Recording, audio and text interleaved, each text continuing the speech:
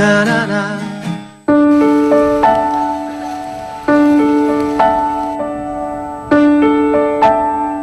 Hawa dingin di bawah guyuran gerimis di musim hujan tak menyurutkan niat anak-anak ini untuk pergi menimba ilmu ke sekolah. Namun tidak demikian dengan Angga. Bocah 10 tahun ini sudah 6 minggu meninggalkan bangku sekolah. Oh, Angga batur mah sekolah. Ayo Angga kunaon mau bakal sangu gitu sekolah. Tak ada ongkos dan uang jajan menyurutkan nyali Angga untuk pergi sekolah seperti teman-temannya. Bapak tidak nunggu sedih, untuk Angga tuh sekolah, ningali babaturana sekolah, udah kasihan artos bakal alim sekolah Angga teh parunya ke Angga, bapak teh kudu ka harupna. Industri rumahan ini baru 5 tahun berdiri, namun keberadaannya sudah banyak membantu taraf hidup warga sekitarnya. Aep salah satunya. Usianya masih relatif muda, 42 tahun. Namun kondisi fisik yang sering sakit-sakitan membuat Aep tampak lebih tua dari usianya. Baru setahun lalu Aep bergabung di tempat ini. Sebelumnya ia bekerja serabutan mengandalkan jasa fisik pada siapa saja yang membutuhkan. Bapak teh ka utep teh sok ngantungkeun kalapa kana wajit. Pawit nama ayeuna janten diren. Janten ka ieu nju penyakit ya patuangan. Industri ini memproduksi kue wajik atau di daerah Sunda biasa disebut wajit. Sebuah kue tradisional asli Indonesia berbahan ketan. Selain ketan, bahan utama untuk membuat kue wajit adalah gula merah dan kelapa. Industri ini membeli kelapa dari pengepul dan juga warga sekitar. Dalam sehari, industri ini sanggup menghabiskan 500 butir kelapa. Tak ada mesin khusus untuk mengupasnya dari batok. Aep harus hati-hati mengupas batok kelapa sebanyak ini dengan pisau seperti ini. Sebab jika pegangannya terlepas, salah-salah tangan bisa saja terkena pisau.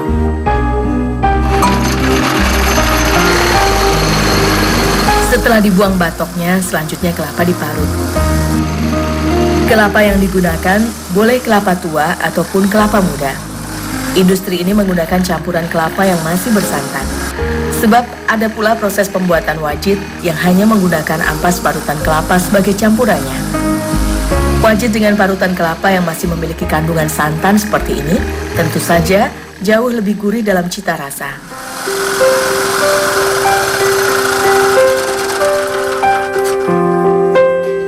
Untuk ketan tidak menggunakan jenis tertentu, asalkan benar-benar ketan murni.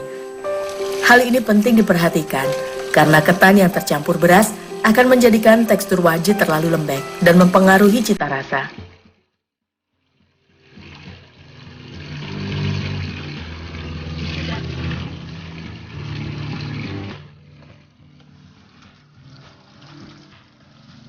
Proses selanjutnya adalah perebusan. Dalam satu wajan ini dibutuhkan 5 liter air. Jika ketan sudah tanak, baru kemudian parutan kelapa dimasukkan. Diaduk terus hingga mengental selama kurang lebih setengah jam.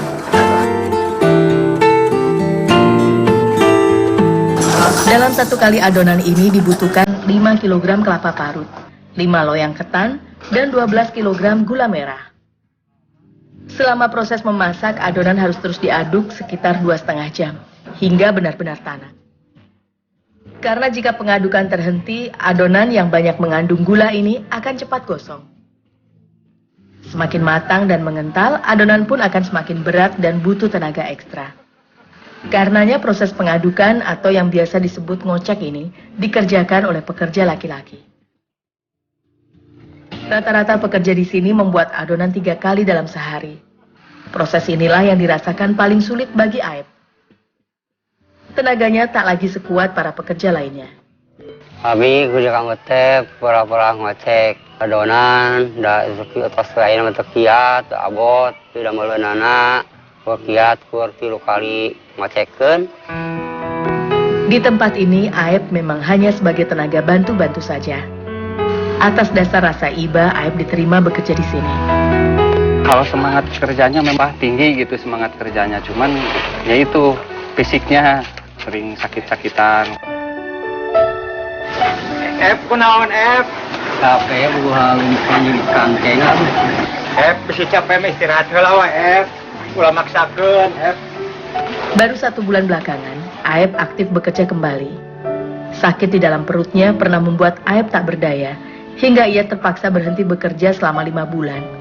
Meski kesehatannya sudah berangsur membaik, penyakit yang ia derita telah membuat fisik Aep menjadi lemah.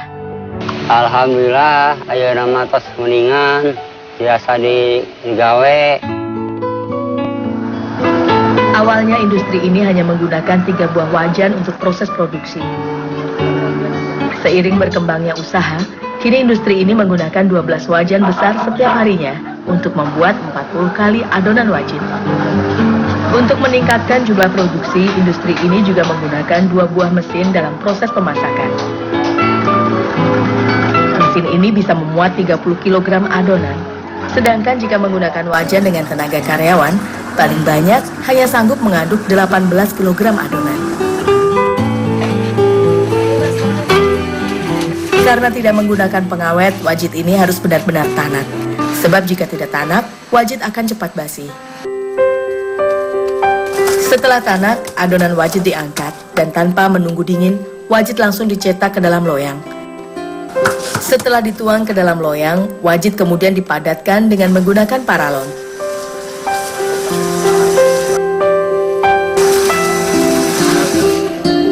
Wajit yang sudah dicetak ini kemudian didiamkan selama 1 malam. Hal ini dimaksudkan agar wajit menjadi dingin dan sedikit mengeras, sehingga memudahkan proses pemotongan. Proses selanjutnya dilakukan oleh para pekerja perempuan. Untuk memudahkan pemotongan, mula-mula wajit diiris dengan ukuran lebih besar. Barulah kemudian diiris kecil-kecil berukuran 7 x 2 cm.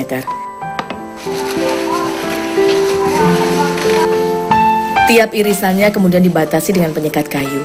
Hal ini dimaksudkan agar wajit yang masih basah ini tidak akan saling menempel satu dengan lainnya.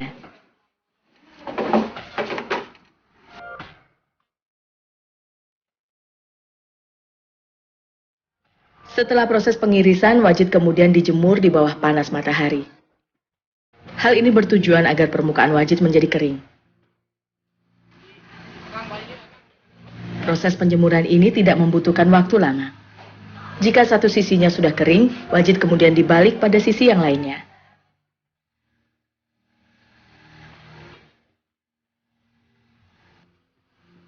Untuk membalik wajit tidak perlu dilakukan satu persatu. Cukup dengan menelungkupkan 2 loyang seperti ini hingga posisi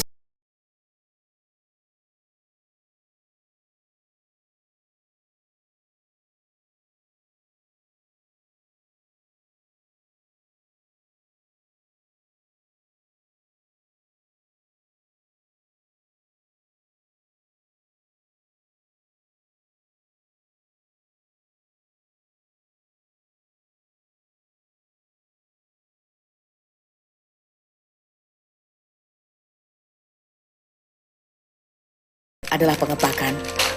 1 kotak plastik ini berisi 5 potongan kecil wajit. Harga jualnya Rp2.000 per kotak. Selama berproduksi tentunya industri ini memiliki berbagai kendala. Wajit industri ini dipasarkan pada sejumlah agen di kota Tasikmalaya. Kelunakan wajit hanya mampu bertahan hingga 2 minggu, sebab wajit ini tidak menggunakan pengawet. Namun wajit ini mampu bertahan hingga 1 bulan. Hanya teksturnya saja yang berubah menjadi keras. Banjir orderan biasanya terjadi saat menjelang hari raya, karena wajit menjadi laris sebagai oleh-oleh.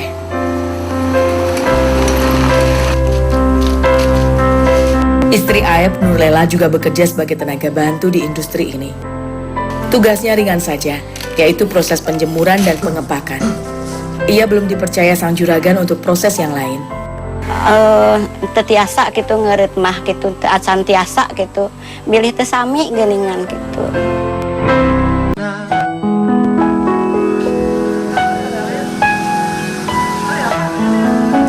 Seringkali Aep tak menimbang seberapa kekuatan fisiknya. Ia bersedia mengerjakan apa saja untuk meringankan pekerjaan sang juragan. Upah yang diterimanya hanyalah 15.000 per hari. Tapi bagi Aep, upah sebesar itu sudah sangat ia syukuri. Kang Utep, nuhun pisan akang bere pasien pidamaleun ku yang Kang Utep. Ayeuna oge alhamdulillah barangkali oge tiasa aya karapalan pisan ku perasaan ku yang Utep. Ka samung-samung pisan pidamaleun di yang Utep.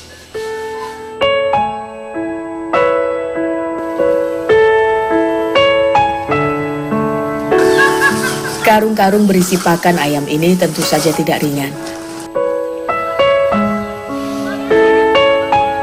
Apalagi si kecil Nasir tak mau ketinggalan. Bagi bocah 4 tahun ini, hal seperti ini justru menyenangkan.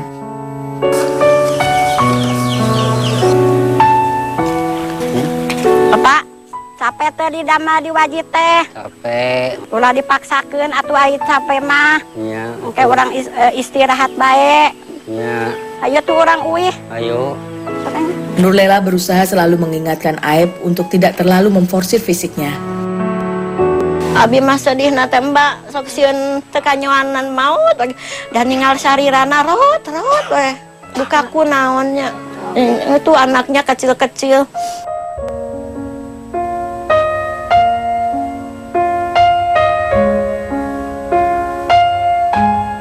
Rumah inilah yang menjadi tempat Aep dan keluarganya bernaung. Hanya berupa bilik bambu yang sudah tak lagi baik kondisinya. Bilik ini pun tidak berdiri di tanah milik Aep. Meski begitu, ia tetap bersyukur masih ada rumah sebagai pelindung dari panas dan hujan. Bapak asalna di ditu ban bumi tadi gunung, isi gunung ngan tebi ka Sakabatur, ya ngalih ka dieu, anu di dieu masih tanah.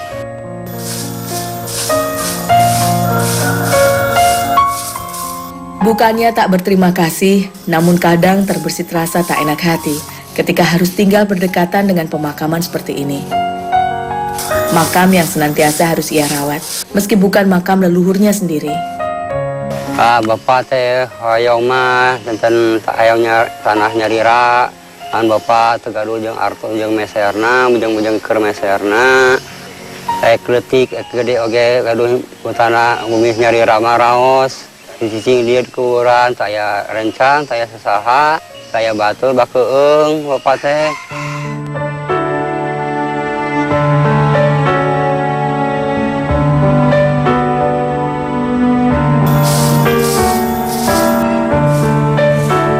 Nah, biar yang lauk. Ya. Cier ada lauknya nasi di bumi ya.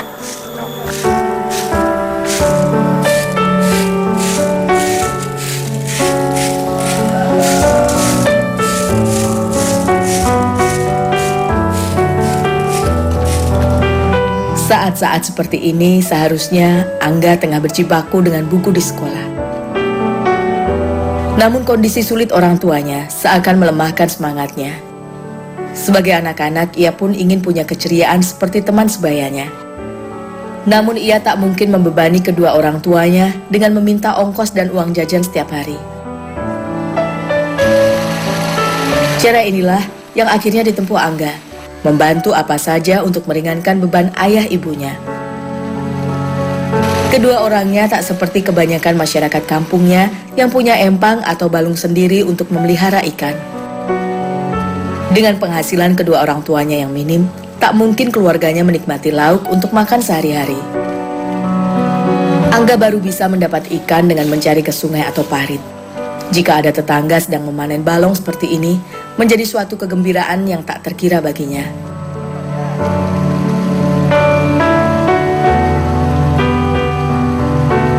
Mereka tak pernah melarang Angga untuk sekedar mencari sisa-sisa ikan pada empang yang sudah dikeringkan seperti ini. Sebenarnya meski meninggalkan bangku sekolah, bukan berarti Angga tak punya cita-cita. Ia tetap memimpikan suksesnya masa depan, meski entah dengan cara apa ia dapat mencapainya. Abi, ayang supir penonton. Ini gas gede.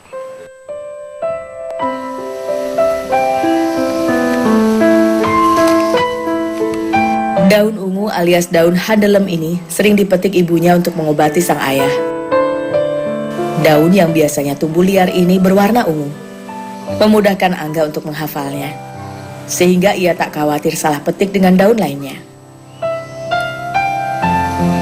Daun yang bernama Latin Graptopilum pictum grif ini mengandung zat tanin yang dapat membuang racun dalam tubuh dan juga bersifat mendinginkan.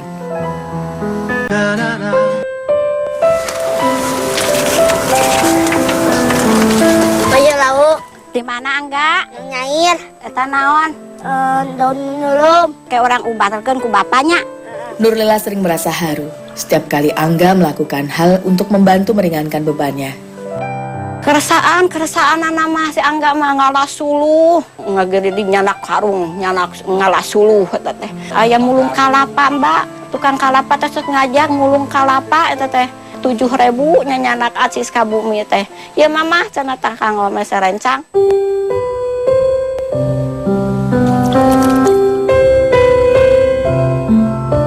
Setelah dicuci bersih, daun handelem ini diseduh dengan air mendidih. Nurlela biasanya menggunakan lembar daun ini untuk mengobati penyakit Aib. Fisik Aib ini sebenarnya tak bisa untuk bekerja keras. Ia pernah jatuh sakit selama 5 bulan. Entah sakit apa yang ia derita, ia tak pernah mendapat pengobatan secara tuntas.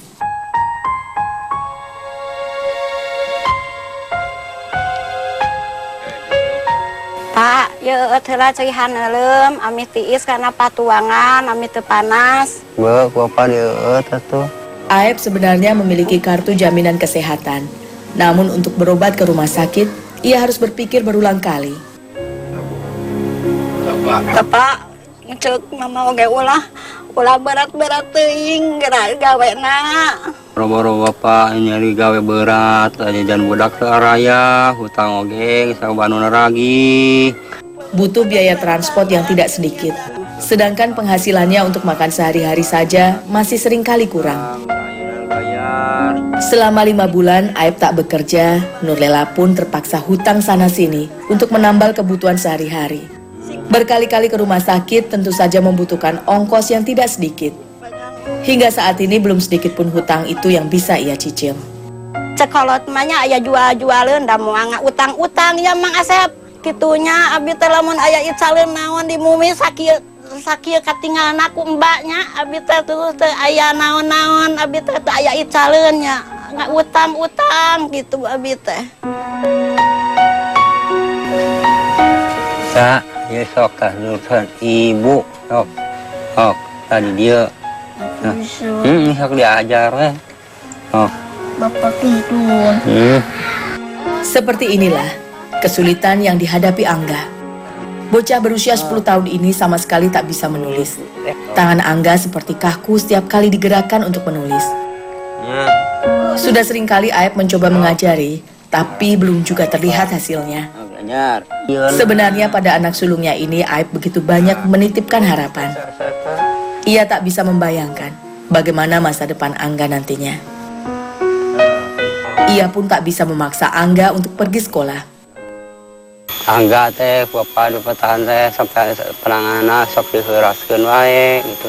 Jadi alim belajar teh sampai penanganan heuras. Abi karunya ka Angga teh tika gedena sok sieun teu tiasa nulis ka Angga teh. Rancanganna mah tiasaeun kelas tulis.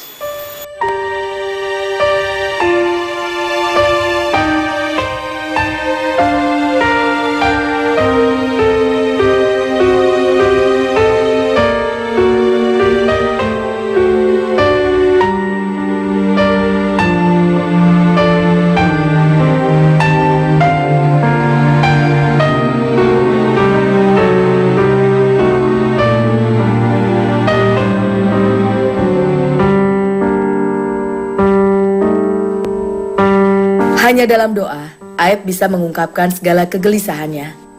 Kepada Tuhan, ia bisa mencurahkan berbagai harapan tentang rasa lelah yang sebenarnya tak ingin ia keluhkan. Jika kekuatan fisik ada batas, ia yakin kekuatan doa tak ada batasnya. Gusti, mungkin lagi disehatkeun, nyuwunkeun cing rezeki, nyuwunkeun Gusti Maha Suci, nyuwunkeun barokahkeun, barangkali nyuwunkeun disolehkeun Gusti Maha Suci.